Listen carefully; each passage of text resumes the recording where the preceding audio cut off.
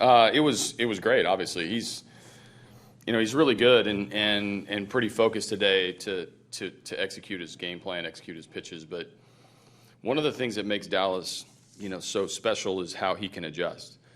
And tonight, having not pitched in 10 days or whatever, he went in one way, and then as the game progressed, he adjusted to what they were doing to him. They had one inning where they clearly were getting outside and hooking the ball a little bit, found some holes, and got a run off of them. And then, Dallas started to pitch inside a little bit more. He started throwing a cutter, which set up his changeup. And he just has ways to answer, every challenge, and that's what makes him special.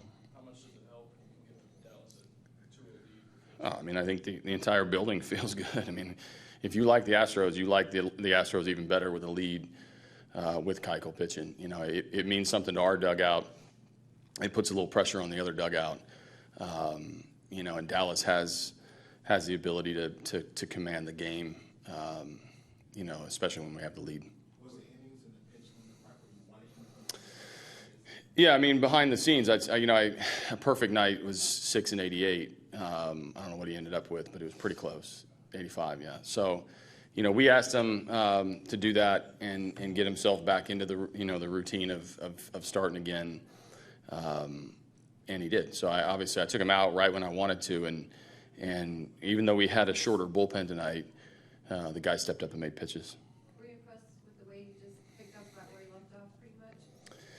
It's hard not to be impressed because he had one ball in the air that he got out. He missed 8 punch outs, 9 or 10 balls on the ground, get out. So it was a smooth performance by him because he was commanding the bottom of the zone again. And then some surprise fastballs in. He, like I said, 8 punch outs in 6 innings is excellent. It was pretty flawless. I mean, he's a perfectionist by nature. He'll talk about the third inning a little bit, but we couldn't ask much more. He was extremely sharp with getting outs. What did you think about that slide by Springer in the first inning?